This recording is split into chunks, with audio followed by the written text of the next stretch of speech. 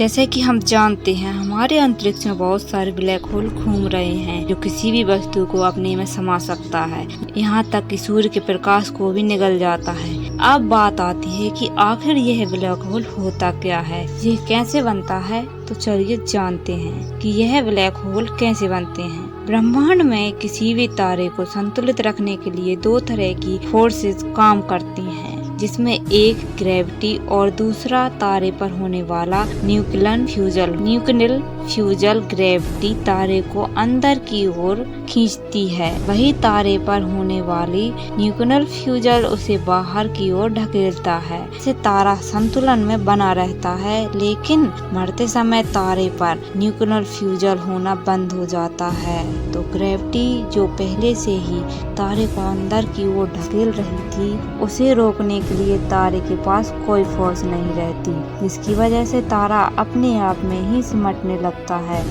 सिमटते समय अरबों खरबों गैसें तारे के कोर में समा रही होती हैं, जिसकी वजह से तारे का कोर इतने मास को एक साथ संभाल नहीं पाता और तारे में विस्फोट हो जाता है, जिसे सुपरनोवा एक्सप्लोजन कहा जाता है। विस्फोट के बाद ही तारे का सारा मैटर अंतरिक्ष में बिखर जाता है और फिर एक अनंत गुरुत्वाकर्षण वाले ब्लैक होल का जन्म होता है। और वैज्ञानिक हमेशा इस डर में रहते हैं कि कहीं हमारी पृथ्वी इन ब्लैक होल में समा ना जाए। और हमारी पृथ्वी से लगभग 3000 प्रकाश वर्ष दूर एक ब्लैक होल मौजूद है, जिससे अभी तो हमें कोई खतरा नहीं है, लेकिन वैज्ञानिकों का मानना मंडल के आसपास लगभग 10 करोड़ ब्लैक होल हैं, जिसमें हमारी पृथ्वी के बीचों बीच एक supermassive black hole Sagittarius A है। वैज्ञानिकों का मानना है अगर सुपरमैसिव ब्लैक होल धरती के पास आ जाए तो अपने गुरुत्वाकर्षण से पृथ्वी को